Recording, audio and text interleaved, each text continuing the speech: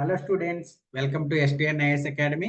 APSC group 2 mains లో భాగంగా science and technology సంబంధించిన టెస్ట్ సిరీస్లు ప్రారంభించాము. అందులో మొదటి టెస్ట్ నేను ఆల్రెడీ కండక్ట్ చేశాము. ఆ టెస్ట్ కి సంబంధించి రెండు టాపిక్ల్ని చాప్టర్ వైజ్ గా తీసుకోవడం జరిగింది. అందులో మొట్టమొదటి చాప్టర్ వచ్చేసరికి national science and technology policies, second వచ్చేసరికి ఎమర్జింగ్ టెక్నాలజీస్. దీని మీద మనం క్వశ్చన్స్ ఇచ్చామండి. ఆల్రెడీ మన దగ్గర జాయిన్ అయిన విద్యార్థులు టెస్ట్ రాశారు, అనాలిసిస్ కూడా చూసుకున్నారు. దానితో పాటుగా మీరు కూడా కొంత నాలెడ్జ్ గెయిన్ చేయాలనే ఉద్దేశంతో ఈ వీడియో అనాలిసిస్ మీకోసం తీసుకురావడం అనేది జరిగింది. ఆల్రెడీ మనం మొదటి పార్ట్ లో 10 క్వశ్చన్లకు సంబంధించిన అనాలిసిస్ చూసాము. ఇప్పుడు రిమైనింగ్ క్వశ్చన్స్ కి అనాలిసిస్ ఇప్పుడు చూద్దాం. ఓకేనా? 11th క్వశ్చన్ నుంచి మనం ఇప్పుడు అనాలిసిస్ అనేది చూద్దాం. ఏ విధమైన క్వశ్చన్స్ ఇచ్చాము, ఆ క్వశ్చన్స్ కి ఎట్లా అప్రోచ్ అవ్వాలి, రేపు పొద్దున్న ఎగ్జామ్ లో ఈ క్వశ్చన్ ఎట్లా వస్తుందో, ఒకళ్ళు వస్తే దాన్ని మనం ఏ విధంగా ట్యాకిల్ చేయాలనేది చూద్దాం. ఆల్రెడీ మనం 10 క్వశ్చన్లకు సంబంధించిన ఇన్ఫర్మేషన్ అయితే చూడడం జరిగింది. ఈ రోజు మనం 11వ క్వశ్చన్ నుంచి అనాలిసిస్ చూద్దాం. 11వ క్వశ్చన్ ఏమి ఇచ్చారండి? Consider the following statements with reference to nano materials. Nano material కి సంబంధించిన క్వశ్చన్ అనమాట. మనకి ఇది ఎమర్జింగ్ టెక్నాలజీస్ లో భాగంగా, ఎమర్జింగ్ టెక్నాలజీస్ చాప్టర్ లో భాగంగా ఈ క్వశ్చన్ మనకి ఇవ్వడం జరిగింది. అయితే consider the following statements with reference to nano materials అన్నారు. నానో మెటీరియల్ సంబంధించి ఈ కింద స్టేట్మెంట్స్ లో ఏవి కరెక్ట్ అని అడిగారు. అయితే కరెక్ట్ అడిగారు, ఇన్కరెక్ట్ అడిగారు అని ఒకసారి మనం చూద్దాం. How many of the following given statements are incorrect అన్నారు. కరెక్ట్ కాదు, ఇన్కరెక్ట్ అన్నారు. సో చాలా జాగ్రత్తగా మనం చూడాల్సిన అవసరం అయితే ఉంది ఇప్పుడు. సో ఇప్పుడు ఒక్కొక్క స్టేట్మెంట్ మనం చదువుదాం. ఫస్ట్ స్టేట్మెంట్ ఏంటి, సెకండ్ స్టేట్మెంట్ ఏంటి, ఎన్ని కరెక్ట్ ఎన్ని ఇన్కరెక్ట్ చూద్దాం. ఫస్ట్ స్టేట్మెంట్ ఏంటండి? Nano materials are always organic based materials అంటాడు. ఆల్వేస్ ఆర్గానిక్, నానో మెటీరియల్స్ అనేవి ఆర్గానిక్ బేస్డ్ మాత్రమే ఉంటాయి అంటాడు. కరెక్టా? కాదండి. ఎందుకంటే మనం ఆల్రెడీ క్లాస్ లో చూసాం, నానో మెటీరియల్స్ అనేవి కార్బన్ బేస్డ్ ఉంటాయి, ఆర్గానిక్ ఉంటాయి, ఇనార్గానిక్ ఉంటాయి, దాంతో పాటుగా కాంపోజిట్ ఉంటాయి. ఈ 4 టైప్స్ ఆఫ్ మెటీరియల్స్ మనకి నానో మెటీరియల్స్ గా కనిపిస్తాయి. అందులో కార్బన్ బేస్డ్ అంటే ప్యూర్ కార్బన్ అంటే ఇప్పుడు మనకి గ్రాఫీన్ లేదనుకుంటే డైమండ్ ఉంటాయి చూసారా, అలాంటి మనకు ప్యూర్ కార్బన్ కిందకి వస్తాయి. ఆర్గానిక్ అంటే ఏంటంటే కార్బన్ బేస్డ్ మెటీరియల్స్ అనమాట. అందులో కార్బన్ పర్సంటేజ్ అనేది ఉంటుంది. ఇనార్గానిక్ అంటే కార్బన్ లేని మెటీరియల్స్ అనమాట. అలా కాంపోజిట్ అంటే 2-3 మెటీరియల్స్, 2-3 ఎలిమెంట్స్ కలిపి ఒక మెటీరియల్ గా ఫామ్ అవడం కాంపోజిట్ మెటీరియల్స్. సో ఈ 4 ఉంటాయని మనం చదువుకున్నాం ఆల్రెడీ. కాబట్టి first statement only organic based అనేది అయితే రాంగ్. కాబట్టి first statement incorrect. Second statement చూద్దాం. Nano materials are typically between 0.1 to 100 nanometres అంటారండి. కరెక్టా? మనం చదువుకున్న దాని ప్రకారం చూస్తే నానో మెటీరియల్స్ అన్ని 1 నానోమీటర్ నుంచి 100 నానోమీటర్స్ వరకు ఉంటాయి అని చెప్తున్నారు. ఒక నానోమీటర్ అంటే ఎంత ఉంటుందంటే, ఇప్పుడు ఫర్ ఎగ్జాంపుల్ మన తలలో ఉన్న జుట్టులో ఉన్న ఒక వెంట్రుకను తీసుకుందాం. దీని సైజ్ ఎంత అంటే 85,000, అరౌండ్ 85,000 నానోమీటర్స్. అంటే ఎంత మైన్యూట్, ఎంత చిన్న పార్టికల్స్ ఒకసారి అబ్జర్వ్ చేయండి. సో అలాంటి వాటి గురించి నానో మెటీరియల్స్ అనేది మనం డిస్కస్ చేయడం జరుగుతుంది. So nano materials are typically between 0.1 and 100 nanometres in size అంటే రాంగ్. 1 నానోమీటర్ నుంచి 100 nanometres. So second statement incorrect. Third ఏం అడిగారు? They may be in the form of particles, tubes, rods or fibres అన్నారు. Yes, particles గా ఉంటాయి, tubes గా ఉంటాయి, rods గా ఉంటాయి, షీట్స్ గా ఉంటాయి. ఈ కార్బన్ నానో మెటీరియల్స్ అనేవి డిఫరెంట్ ఫార్మ్స్ లో ఉంటాయి మనకి. కాబట్టి థర్డ్ స్టేట్మెంట్ కరెక్ట్. మనకు ఓవరాల్ క్వశ్చన్ ఏం అడిగారండి? ఇన్కరెక్ట్ ఏంటి అని అడిగారు. ఇన్కరెక్ట్ ఎన్ని అని అడిగారు. So 1, 2 incorrect. So 2 statements incorrect. Option B right answer దీనికి. ఓకేనా? ఐ థింక్ ఈ క్వశ్చన్ మీకు క్లారిటీ వచ్చింది అనుకుంటున్నాను. నెక్స్ట్ మనం నెక్స్ట్ టాపిక్ వెళ్దాం. నెక్స్ట్ క్వశ్చన్ 12వ క్వశ్చన్. 12వ క్వశ్చన్ దేనికి సంబంధించింది? 4D printing. మీరు ఒకవేళ అబ్జర్వ్ చేస్తే జనరల్లీ మీరు 3D ప్రింటింగ్ గురించే వినుంటారు. ఎవరి దగ్గర క్లాసులు విన్నా లేదంటే ఏం చేసినా 3D ప్రింటింగ్ గురించే వినుంటారు. మన దగ్గర ఒక స్టెప్ అడ్వాన్స్డ్గా వెళ్ళి అడ్వాన్స్ టెక్నాలజీని కూడా మనం చెప్పడం జరిగిందండి. 4D ప్రింటింగ్ గురించి మనం డిస్కస్ చేయడం జరిగింది. దాని మీద మనం క్వశ్చన్ కూడా ఇచ్చామన్నమాట. ఓకేనా? ఇలా మన క్లాసెస్ ఎట్లా ఉంటాయంటే అడ్వాన్స్డ్ గా ఉంటాయి. ఈ మధ్య కాలంలో వచ్చిన టెక్నాలజీస్ అన్నింటిని ఇంక్లూడ్ చేసి ఉంటాయి. ఎగ్జామ్ రేపు పొద్దున్న ఏ విధంగా తయారు చేస్తారో ముందుగానే ఊహించి దానికి తగ్గట్టుగా కంటెంట్, క్వాలిటీ క్లాసెస్ ఇవ్వడం అనేది మన దగ్గర ఉంటుంది. ఓకేనా? సో ఈ క్వశ్చన్ కి ఆన్సర్ అనేది మనం చూద్దాం. Which of the following statements are consider the following statements about the 4D printing. ఓకేనా? ఫస్ట్ స్టేట్మెంట్ చూద్దాం. 4D printing is a extension of 3D printing where objects are designed to self-transform over a time in response to external stimuli. మనకి 3D printing అంటే ఏంటంటే it's ఒక additive manufacturing process అనమాట. Additive manufacturing process గా మనం చెప్పుకోవచ్చు దీన్ని.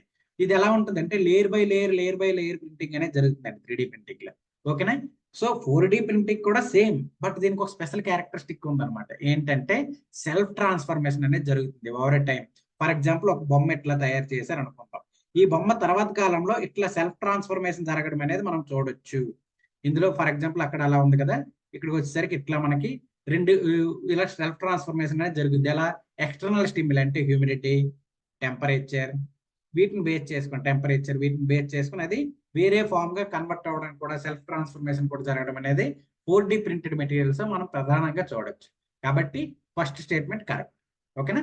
Second statement, 4D printing technology can be used to create shape shifting material that can transform into complex జామెట్రీకి సచ్ యాజ్ ఆరోగామి స్ట్రక్చర్స్ అంటున్నారు. ఇది రైటా రాంగా? ఒకసారి చూద్దాం, రైటా రాంగా? చదవండి క్లియర్గా ఒకసారి మళ్ళీ. 4D printing technology can be used to create safe shifting materials that can transform into complex geometries such as origami structures. Yes, it's true అండి. ఇది ఆ సేఫ్ షిఫ్టింగ్ మెటీరియల్స్ గా మనం చూడొచ్చు, తయారు చేస్తారు ఈ 4D ప్రింటింగ్ లో. కాబట్టి సెకండ్ స్టేట్మెంట్ కూడా కరెక్ట్. ఇప్పుడు థర్డ్ స్టేట్మెంట్ కి వెళ్దాం. థర్డ్ స్టేట్మెంట్ ఏమి ఇచ్చారు? The materials used in 4D printing are limited to thermoplasts which can be easily shaped and moulded into various forms. Only ఇందులో థర్మోఫ్లాట్స్ మాత్రమే యూజ్ చేస్తారు అంటున్నారండి 4D ప్రింటింగ్. రాంగ్ అండి. ఎప్పుడైనా మనకి ఎమర్జింగ్ టెక్నాలజీస్ లో క్వశ్చన్ వచ్చిందంటే అది పర్టికులర్ సెక్టర్ కే లిమిట్ అవ్వదండి, పర్టికులర్ పర్సన్ కే లిమిట్ అవ్వదు. దానికి వ్యాస్ట్ అప్లికేషన్స్ ఉంటాయి, వ్యాస్ట్ ఏరియాస్ లో అది అప్లై అవుద్ది. ఓకేనా? కాబట్టి ఇది ఓన్లీ లిమిటెడ్ టు థర్మోప్లాస్ట్ అంటున్నాడు కాదండి. దీంట్లో మనం హైడ్రోజెల్స్ తో యూజ్ చేసి హైడ్రోజెల్ మెటీరియల్స్ యూజ్ చేయొచ్చు, లేదంటే బయోడిగ్రేడబుల్ పాలిమర్స్ అంటారు, వాటిని యూజ్ చేయొచ్చు. వాటన్నింటిని యూజ్ చేసి మనం 4D ప్రింటింగ్ అనేది చేయొచ్చండి.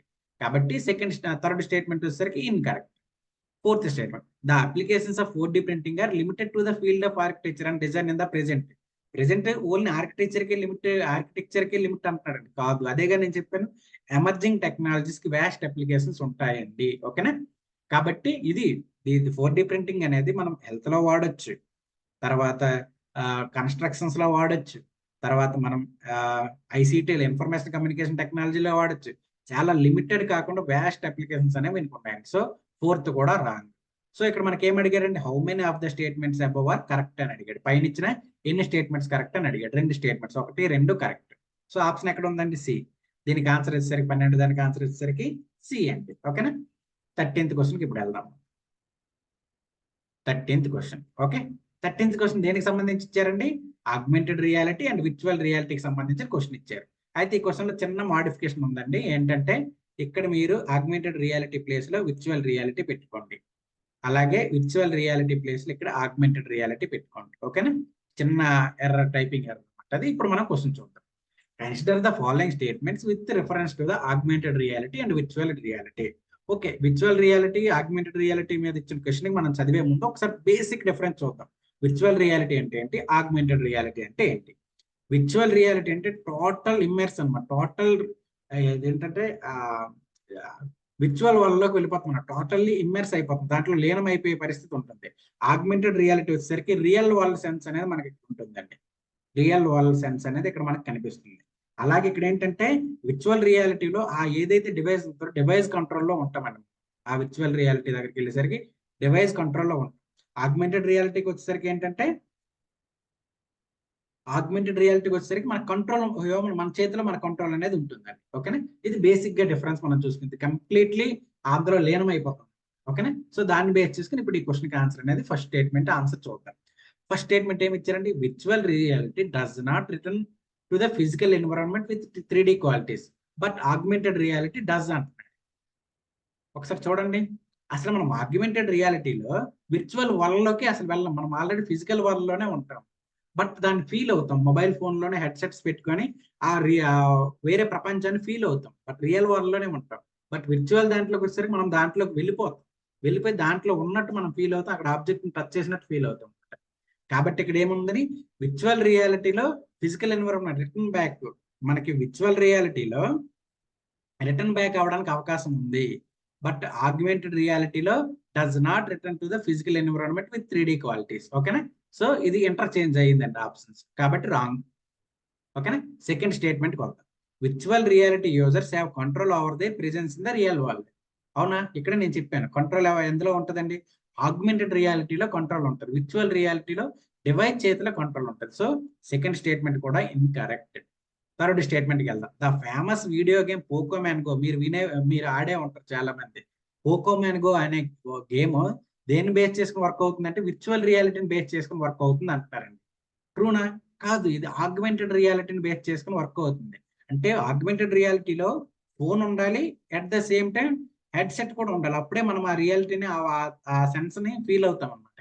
విర్చువల్ రియాలిటీలో ఓన్లీ హెడ్సెట్ ఉంటే చాలు, అక్కడ మనకి మొబైల్ ఫోన్ అవేం ఉండాల్సిన అవసరం లేదు. ఓకేనా? కాబట్టి పోకోమెన్ గో అనేది ఆగ్మెంటెడ్ రియాలిటీని బేస్ చేసుకుని వర్క్ అయ్యే గేమ్ గా మనం చెప్పుకోవచ్చు. ఓకేనా? థర్డ్ స్టేట్మెంట్ కూడా ఇన్కరెక్ట్. ఓవరాల్ గా ఇక్కడ మనకి ఏం అడిగాడండి, how many of the statements are correct అని అడిగాడండి. కరెక్ట్ ఏంటంటే ఇక్కడ ఆప్షన్స్ 1, 2 ఇచ్చాడు కాదు, బి 2, 3 ఇచ్చాడు కాదు, సి. సో అన్ని అక్కడ రాంగే కాబట్టి ఆన్సర్ వచ్చేసరికి డి, నన్. ఓకేనా? ఐ థింక్ మీకు ఇది క్లారిటీ వచ్చింది అనుకుంటున్నాను. సింపుల్ అండి. విర్చువల్ రియాలిటీ అంటే కంప్లీట్ గా ప్రపంచంలోకి వెళ్ళిపోవడం, విర్చువల్ ప్రపంచంలోకి వెళ్ళిపోవడం, అన్రియలిస్టిక్ వరల్డ్ లోకి వెళ్ళిపోవడం. ఆగ్మెంటెడ్ రియాలిటీ అంటే రియల్ వరల్డ్ లో మనం ఉంటూ ఆ సెన్స్ ఆ ఫీల్ అవుతాం అనమాట. ఆగ్మెంటెడ్ దాన్ని ఫీల్ అవుతాం. కంట్రోల్ మన చేతిలో ఉంటుంది ఆగ్మెంటెడ్ రియాలిటీలో. ఓకేనా? ఇదండి దానికి సంబంధించిన ఆన్సర్. సో అన్నీ అక్కడ ఇన్కరెక్ట్. ఓకే, నెక్స్ట్ వచ్చేసరికి 14th క్వశ్చన్ చూద్దాం. 14th క్వశ్చన్ రీసెంట్లీ ఉన్న టర్మ్స్ అని చూసారా? మన క్వశ్చన్స్ వేరియస్ డైవర్సిటీలో ఉంటాయండి. రకరకాల క్వశ్చన్స్ మన దగ్గర ఇవ్వడానికి అవకాశం ఉంది. క్లాసెస్ కూడా రకరకాల diversity of classes, diversity of topics అనేది కవర్ చేస్తామండి క్లాస్ లో. ఓకేనా? ఇది V2X కమ్యూనికేషన్ అనేది దేనికి సంబంధించింది అంటే డ్రైవర్ లెస్ కార్స్ అనేది ఆర్టిఫిషియల్ ఇంటెలిజెన్స్ సంబంధించి డ్రైవర్ లెస్ కార్స్ అనేది ఉంటాయండి. ఆర్టిఫిషియల్ ఇంటెలిజెన్స్ బేస్ చేసుకొని వర్క్ అవుతాయి అనమాట. అయితే దాంట్లో ఉన్న డిఫరెంట్ కమ్యూనికేషన్ ఛానల్స్ ని ఇలా V2X, తర్వాత మనకి డిఫరెంట్ V2IA, V2M ఇలా మనకు ఉంటాయి అనమాట. ఫర్ ఎగ్జాంపుల్ ఇప్పుడు నేను మీకు చెప్తాను ఇందులో డిఫరెంట్ ఏముంటాయి అనేది. సో ఇక్కడ ఈ క్వశ్చన్ కి ఆన్సర్ చూసాక డిఫరెన్స్ అనేది చూద్దాం. Which of the following correctly describes the V2X communication with reference to the driverless cars. ఏది దీనికి ఫుల్ ఫామ్ గా దేన్ని మనం చెప్పుకోవచ్చు, లేదు దీన్ని ఏ విధంగా దీన్ని డిస్క్రైబ్ చేయొచ్చు అంటే it is a vehicle to everything communication. Vehicle to everything communication. Vehicle to V2X అంటే వెహికల్ టు ఎవ్రీథింగ్ కమ్యూనికేషన్. అలాగే మనకు డిఫరెంట్ కమ్యూనికేషన్స్ ఉంటాయండి అందులో మనం ఒకటి చూసుకుంటే V2V అంటే వెహికల్ టు వెహికల్ అనమాట.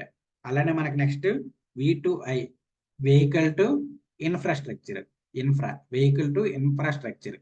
నెక్స్ట్ వచ్చేసరికి మనకి V2P ఇదేంటంటే వెహికల్ టు పెడిస్ట్రియన్స్, అంటే అక్కడ నడిచి వెళ్ళే వాళ్ళు ఉంటారు కదా, పెడిస్ట్రియన్స్, వెహికల్ టు పెడిస్ట్రియన్స్. అలాగే మనకి ఇంకోటి కూడా ఉంటుందండి V2N అంటే vehicle to traffic management system. అక్కడ ట్రాఫిక్ లైట్స్ ఉంటాయి కదా, ట్రాఫిక్ మేనేజ్మెంట్ సిస్టమ్కి సంబంధించింది అనమాట. సో ఇలా 4 డిఫరెంట్ టైప్స్ ఆఫ్ కమ్యూనికేషన్స్ అనేవి మనకు డ్రైవర్లెస్ కార్స్ లో కనిపిస్తాయి. అలా V2X అంటే వెహికల్ టు ఎవ్రీథింగ్, V2V అంటే వెహికల్ టు వెహికల్, V2I అంటే వెహికల్ టు ఇన్ఫ్రాస్ట్రక్చర్, V2P అంటే వెహికల్ టు పెడిస్ట్రియన్స్, V2N అంటే vehicle to traffic management system. ఓకేనా? ఇదండి. ఇవి మీకు రేపు పొద్దున్న ఎగ్జామ్ లో ఇట్లా అడిగి అవి దేనికి సంబంధించిందని అడగొచ్చు, లేదా దాని ఫుల్ ఫామ్ గా ఏంటుందని కూడా అడగడానికి అవకాశం ఉంది. కాబట్టి ఇట్లాంటి క్వశ్చన్స్ కూడా వస్తాయి కాబట్టి ఒకసారి చదివేటప్పుడు చాలా కేర్ఫుల్ గా చదవండి. ప్రతి టాపిక్ ఇన్ డీటెయిల్ గా చదివే అవకాశం అయితే చేయండి. ఓకేనా?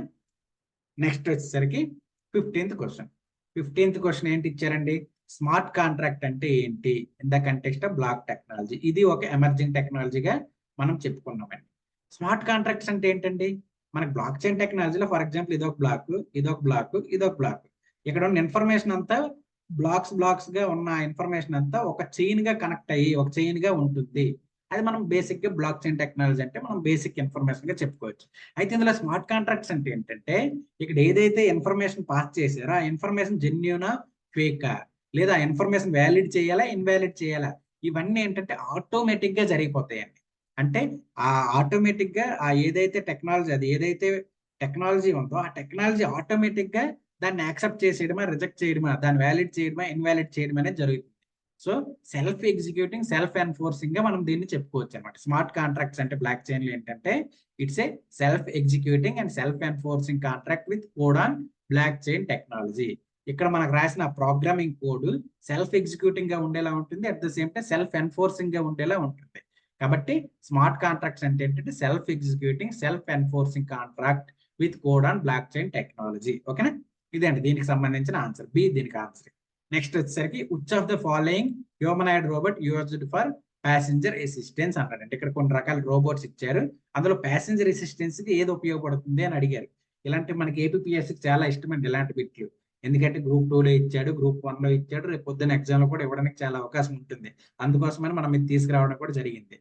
కాబట్టి దీనికి ఆన్సర్ ఏంటి? Which of the following humanoid robot used for passenger assistance. Passenger assistance కి ఏది ఉపయోగపడుతుందండి? కెంపా, మిత్ర, రోబోకాప్, బాణం. ఇందులో ఫస్ట్ ది కెంపా అనేది మన ప్యాసింజర్ అసిస్టెన్స్ కి ఉపయోగపడుతున్న రోబో. ఇది ఎక్కడంటే బెంగళూరు ఎయిర్పోర్ట్ లో దీన్ని పెట్టారండి. బెంగళూరు ఎయిర్పోర్ట్ లో దీన్ని పెట్టారు. ఇది కన్నడ అండ్ ఇంగ్లీష్ మాట్లాడుతుందండి. మాట్లాడి అక్కడ ప్యాసింజర్స్ కి ఏ బోర్డింగ్ పాయింట్ ఎక్కడ ఉంది, లేదంటే ట్రైన్ టైం ఎక్కడ, ఫ్లైట్ టైం ఎప్పుడు, ఇలాంటివన్నీ అసిస్టెన్స్ చేస్తుంది అనమాట. అది ప్యాసింజర్ అసిస్టెన్స్ గా కెంపా అనే రోబోట్ మనకు ఉపయోగపడుతుంది. సో ఇక్కడ మిగతా వాటి గురించి కూడా మనం ఒకసారి డిస్కస్ చేసుకుందాం. మిత్ర గురించి, రిమైనింగ్ వాటి గురించి కూడా మనం ఒకసారి డిస్కస్ చేసుకుందాం.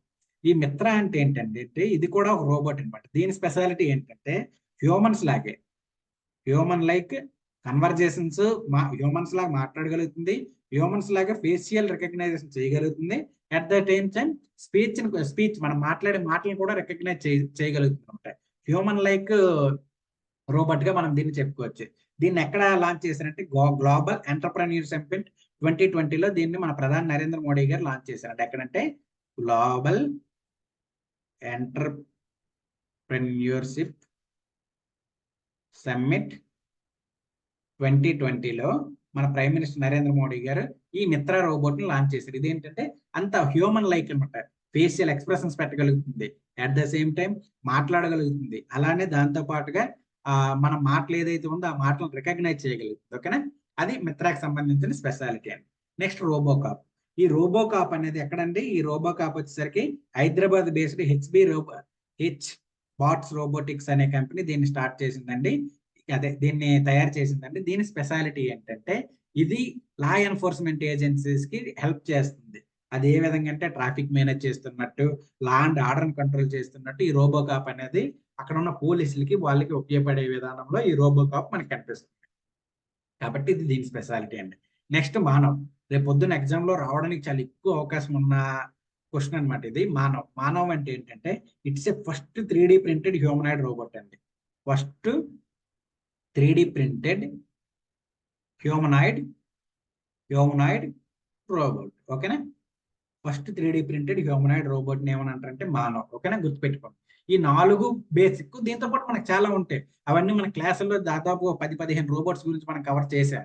కాబట్టి రేపు పొద్దున్న ఎగ్జామ్ లో వీటి గురించి అడిగినప్పుడు మీరు ఈజీగా ఆన్సర్ చేసే విధానంలో మీరైతే ఉంటారండి. కాబట్టి ఇట్లాంటి information, diversity of questions, content quality, ఇవన్నీ మీకు కావాలంటే మన కోర్సులో జాయిన్ అవ్వండి. ఖచ్చితంగా మీకు మంచి మార్కులు, మంచిగా అటెంప్ట్ చేసే విధానంలో మిమ్మల్ని తయారు చేసేదైతే ఆ బాధ్యత మేము తీసుకుంటాం. ఓకేనా, నెక్స్ట్ క్వశ్చన్కి వెళ్దాం. 17th question. 17th క్వశ్చన్ దేనికి సంబంధించి అడిగారండి? క్వాంటమ్ కంప్యూటింగ్ సంబంధించి అడిగారు. ఫస్ట్ క్వశ్చన్ చూద్దాం. ఏమడిగారు? Consider the following statements. ఏమి ఇచ్చారండి స్టేట్మెంట్స్? ఫైనల్ గా ఏం కనుక్కోమన్నాడు? కరెక్ట్ ఏంటని కనుక్కోమన్నాడు. సో ఒకసారి కనుక్కుందాం కరెక్ట్ ఏంటనేది. ఫస్ట్ ఏంటండి? Qubits are the fundamental units of information in quantum computers. Yes, obviously true. మనకి ఇప్పుడు క్లాసికల్ కంప్యూటర్స్ లో బైనరీ డిజిట్స్ అంటారు వాటిని. బైనరీ డిజిట్స్ అంటే 1 or 0. అలానే ఈ క్వాంటమ్ కంప్యూటర్స్ లో బేసిక్ యూనిట్ ఆఫ్ ఇన్ఫర్మేషన్ గా మనం చెప్పుకునేది క్యూబిట్స్ అనమాట. ఇది ఆల్రెడీ యూపీఎస్సి సివిల్ సర్వీస్ లో అడిగాడండి, యూపీఎస్సి సిఏపిఎఫ్ లో కూడా అడిగాడు. సేమ్ క్యూబిట్ అంటే దేంట్లో ఏ టెక్నాలజీని ఉపయోగిస్తామని అడగడం అయితే జరిగిందండి. రేపు పొద్దున్న మన ఏపీఎస్సీలు అడిగినా ఆశ్చర్యపోవాల్సిన అవసరం లేదు. కాబట్టి qubits are the fundamental units of the information quantum computers. So ఒకటో statement correct. Second statement, qubits possess the unique property of existing in a superposition of states. Yes, true. Superposition అంటే ఏంటంటే ఇప్పుడు మనకి బైనరీ క్లాసికల్ కంప్యూటర్స్ ఏమవుతుందంటే అయితే 1 లేదంటే 0, ఆ information passage అనేది ఒక టాస్క్ అయితే 1 లేదంటే 0గా వర్క్ అవుతుంది. బట్ ఈ క్వాంటమ్ కంప్యూటర్లోకి వచ్చేసరికి 1 and 0 సైమల్టేనియస్ గా వర్క్ అవడం అనేది, సైమల్టేనియస్ గా టాస్క్స్ ఫినిష్ చేయడం అనేది మనం ఇక్కడ అబ్జర్వ్ చేయొచ్చు. So qubits possess unique property existing superposition. Yes, true. Okay na? Next వచ్చేసరికి third statement, different types of quantum computing like linear optical computing use alternate units of information such as ఫోనాన్స్. ఇలాంటి questions చాలా careful గా చూసుకోవాలండి. ఫోనాన్స్, photons మనకి ఇట్లా ఉంటాయి. So ఇక్కడ ఈ లీనియర్ ఆప్టికల్ క్వాంటమ్ కంప్యూటింగ్ లో ఫోనాన్స్ యూజ్ చేస్తారా, ఫోటాన్స్ యూజ్ చేస్తారా అనేది మనకి చాలా మైన్యూట్ డిఫరెన్స్ లో మనకి ఇది తప్పెట్టే అవకాశం ఉంటుందండి. అయితే బేసిక్ గా మనం ఫోటాన్స్, ఫోనాన్స్ గురించి అసలు బేసిక్ ఏమంటారో చూద్దాం. ఫోటాన్స్ అంటే ఏంటి, ఫోటాన్స్ అంటే ఏంటి, ఫోనాన్స్ అంటే ఏంటో మనం ఒకసారి చూద్దాం. ఫోటాన్స్ అంటే ఏంటంటే ఇవి బేసిక్ యూనిట్స్ ఆఫ్ లైట్ అండి. Basic unit of light and other electromagnetic radiations అనమాట. ఆ ఏవైతే ఎలక్ట్రోమాగ్నెటిక్ రేడియేషన్ మనకి సన్ నుంచి వచ్చే ఉన్నాయో వాటికి బేసిక్ యూనిట్ గా మనం ఫోటాన్స్ అని చెప్పుకోవచ్చు. ఇవి ఏంటంటే వీటికి మాస్ ఉండదండి, నో మాస్. ఫోటాన్స్ కి నో మాస్ వాల్యూ ఏమి ఉంటది. ఓకేనా. ఇది బేసిక్ యూనిట్ ఆఫ్ లైట్. ఇది ఎంత స్పీడ్ తో వెళ్తుందంటే లైట్ ఏ స్పీడ్ తో ట్రావెల్ చేస్తుందో ఈ ఫోటాన్స్ కూడా అదే స్పీడ్ తో ట్రావెల్ చేయడం మనం చూడొచ్చండి. ఓకేనా. అయితే ఫోనాన్స్ అంటే ఏంటంటే ఇవి వైబ్రేషన్ కి సంబంధించినవి, బేసిక్ యూనిట్ ఆఫ్ వైబ్రేషన్స్ గా మనం చెప్పుకోవచ్చు. ఇవి ఏం చెప్తాయి అంటే బిహేవియర్ ఆఫ్ ఒక యాటమ్ యొక్క బిహేవియర్ అని చెప్తాయి. బిహేవియర్ ఆఫ్ యాటమ్ ని చెప్తాయి. ఓకేనా. బేసిక్ డిఫరెన్స్ ఏంటంటే ఫోటాన్స్ అనేవి లైట్ పార్టికల్స్ గా చెప్పుకోండి, ఫోనాన్స్ అనేవి వైబ్రేటివ్ పార్టికల్స్ గా చెప్పుకోండి. ఓకేనా. అయితే ఇప్పుడు ఇందులో ఏది వాడతారో చూద్దాం. Different types of quantum computing like linear optical computing uses alternative units of information such as ఫోనాన్స్. కాదండి, ఇందులో ఉపయోగించేది ఫోటాన్స్. ఓకేనా. అందుకే బేసిక్ గా ఉంటదని చెప్పాను అనమాట. So third statement incorrect. ఇప్పుడు మనం ఫోర్త్ స్టేట్మెంట్ చూద్దాం. Next fourth, any particle controlled to a quantum phenomena has the potential to serve as an information unit in a quantum computer. Yes, obviously ప్రతి particle అందులో వాడేది మనం basic unit of information గా చెప్పుకోవచ్చు.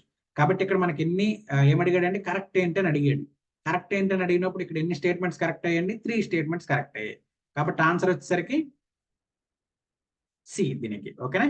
Only 3 statements correct. 17వ దానికి C answer అండి. Okay, I think మీకు క్లారిటీ వచ్చింది అనుకుంటున్నాను.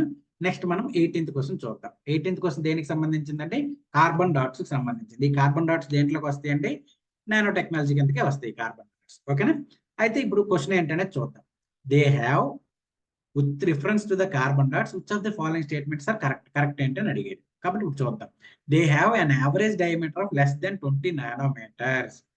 చాలా జాగ్రత్తగా ఉండాలండి. నానో టెక్నాలజీలో 90% ఆ సైజులు బేస్ చేసుకుని క్వశ్చన్లు అడుగుతారు. ఇందాక మనం స్టార్టింగ్ లో 0.1 to 100 నానోమీటర్స్ ఉంటుందని చెప్పుకున్నాం.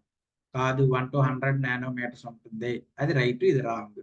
అలానే ఇక్కడ కూడా కార్బన్ డాట్ సైజ్ ఎంత ఉంటాయి అంటున్నాడంటే లెస్ దెన్ 20 నానోమీటర్స్ ఉంటాయని అంటున్నాడు. కరెక్టా? మీరు ఆల్రెడీ చదివే ఉంటే మీ నాలెడ్జ్ ఒకసారి ఇక్కడ అప్లై చేయండి. కరెక్టా? కాదండి, ఇది 10 nanometres. Carbon dots less than 10 nanometres. Less than 10 nanometres వాటి సైజ్ వచ్చేసరికి. ఓకేనా. అయితే next, so first statement incorrect. Second statement చూద్దాం. Carbon dots provide an excellent possibility for fluorescence and colorimetric environmental pollutant detection. ఈ కార్బన్ డాట్స్ అనేవి pollutant detection కి use చేస్తారు అంటున్నారు. రైట్? Yes, true. అలాగే దీన్ని వాటర్ ప్యూరిఫికేషన్ కూడా యూజ్ చేయడం మనం చూడొచ్చండి కార్బన్ డాట్స్ ని. ఓకేనా. కాబట్టి సెకండ్ స్టేట్మెంట్ కరెక్ట్. కాబట్టి దీనికి ఆన్సర్ ఏంటంటే 18 కి బి. 18 కి ఆన్సర్ బి. ఓకేనా. నెక్స్ట్ 19th క్వశ్చన్ చూద్దాం. క్వశ్చన్ ఏంటండి, ఇలాంటి క్వశ్చన్స్ ఇదిగోండి. ఇప్పుడు నేను 19 చెప్తున్నాను కదా, ఇది కూడా ఏపీఎస్సి ఫేవరెట్ క్వశ్చన్, ఈ టైప్ ఆఫ్ క్వశ్చన్స్ అడగడం. కాబట్టి ఇలాంటివి ఏమైనా న్యూస్ లో ఉంటే జాగ్రత్తగా పెట్టుకోండి, వాటిని ఒక పక్కన రాసుకొని రివైజ్ చేయండి. ఒకవేళ మీకు అవి దొరకకపోతే మన కోర్సులో జాయిన్ అయ్యండి. ఇలాంటివి చాలా మన దగ్గర అందుబాటులో ఉన్నాయి. మీరు వాటిని రివైజ్ చేసుకుని వెళ్తే చాలా ఎగ్జామ్లు అటెంప్ట్ చేయగలుగుతారు. ఓకేనా. సో క్వశ్చన్ చూద్దాం. Biodegradable carotenoid metabolite nano particle was recently developed which of the following institution. Recently ఒక నానో పార్టికల్ అనేది తయారు చేయడం జరిగింది. ఆ నానో పార్టికల్ పేరే బయోడిగ్రేడబుల్ కార్బోనాయిడ్ మెటాబోలైట్. అయితే ఇది ఏ ఇన్స్టిట్యూట్ డెవలప్ చేసింది అని అడిగారు. దీనికి బేసిక్ స్టాటిక్ నాలెడ్జ్ అవసరం. ఎవరు దీన్ని డెవలప్ చేశారండి? ఐఐటి కాన్పూర్ వాళ్ళు దీన్ని డెవలప్ చేశారు. అయితే దీని స్పెషాలిటీ ఏంటంటే ఇది ఆల్టర్నేటివ్